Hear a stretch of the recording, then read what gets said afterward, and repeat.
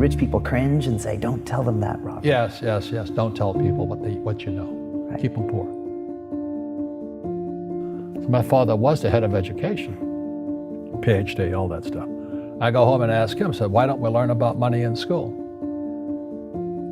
And he looked at me and says, because the government doesn't let us teach that subject. The government tells us what we can teach and what we can't teach. And I thought that was strange. And I said, but aren't we going to school to learn about money? He says, no, your job is to get a job.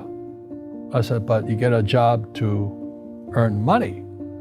He goes, no, you're supposed to just get a job. And I went, no. Isn't the purpose of a job to earn money? He goes, you're correct. I said, so why don't I just learn about money? I can skip the job part, you know? And he got flustered and he said, if you want to learn about money, why don't you ask your best friend's father about money? And I said, why? That's Mike. So why ask him? He says, because Mike's father is an entrepreneur. And I said, what are you? He says, I'm an employee. I'm a government employee. And I went, oh, what's the difference? He says, the difference is an entrepreneur must know about money, or they're no longer entrepreneurs. And he says an employee doesn't have to know anything about money because the government will take care of them, the company will take care of them. So I'm all confused. But I took my dad's advice and I trundled over to Mike's father's office and knocked on his door and I said, hey, I'm here, 9 years old. Teach me about money. He says, beat it, kid, you know. But that's where the story of Rich Dad, Poor Dad started. And finally, through persistence, my rich dad started teaching me about money on one condition. And that condition was he would never pay me. He says, the moment I pay you, you think like an employee. He says, that's the trap. Entrepreneurs work for free. And now I'm 9 years old, my head's going cracking in half. He says, you never want a paycheck. You understand that, kid? I said, okay, I got it. And he says, well, how do I make money? He says, that's what entrepreneurs figure out. It's like, so how do I learn about money? So he would just break out a Monopoly game board. So I would work for free. I'd pick up cigarette butts, and he had hotels and restaurants, and I would clean and do menial tasks. And as I got older, I started getting into office work and marketing and accounting, and I was an apprentice basically, but I always worked for free. And he would teach me about money, but the way he taught me about money was playing Monopoly. And finally one day I got upset. I said, well, when are you going to teach me about money? He says, what do you think we're doing? We're playing Monopoly. He goes, no. What do you think we're doing? We're playing Monopoly. He says, what do you think we're doing? So I don't know. I'm teaching you about money.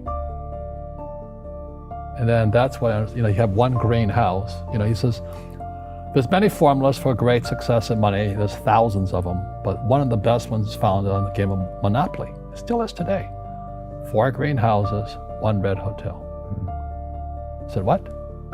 He says, one of the greatest ways to acquire great wealth is playing Monopoly in real life. 4 green houses, 1 red hotel. Is that all there is? He goes, that's it. And he says, what do you think I'm doing? And I went, I don't know. So then he took me out and he showed me his green houses. And 10 years later, when I was 19, I was now in school in New York, and I come back to Hawaii, and Rich Dad had bought the biggest piece of land smack dab in the middle of Waikiki Beach. And when you go to Waikiki Beach today, you'll see the Hyatt Regency Hotel.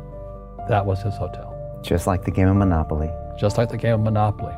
Acquired assets and they became bigger assets. He just kept what's called an assemblage, because that property wasn't that big at the time. So he had to buy out all the small guys. Because Waikiki was a little dirt water little town.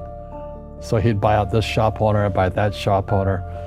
And it took him a while, but he finally assembled this large piece of property. And then he and Hyatt put up this giant hotel. It just sold for $800 million. So that's how I learned about money. I've had financial crashes. I've had people stab me in the back, but they're all good because I grow from it. That's spirituality. Right. People who are afraid of making mistakes, like they teach in school, they don't ever grow.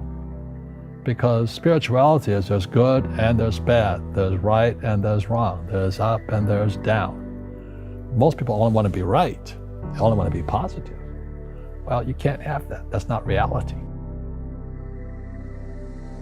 Well, I wasn't poor by most people's standards, but I came from a family with a poor attitude, if you know what I mean. Because rich, poor, middle class, poverty starts with a fundamental attitude. Poverty is passed on. It's taught in your families. And middle class is taught in families. And so the people right now who are sitting at home, who are struggling financially or worried about money or unhappy, they may be making a lot of money, but unhappy with what they're doing, it was probably taught to you. You know, your super ego was taught, get a job, work hard, or you'll never be rich, or the rich are evil, or whatever. The school system will never teach you about money. The school system was designed to teach you to be an employee, which is important, or a doctor or a lawyer, a specialist, but never about money.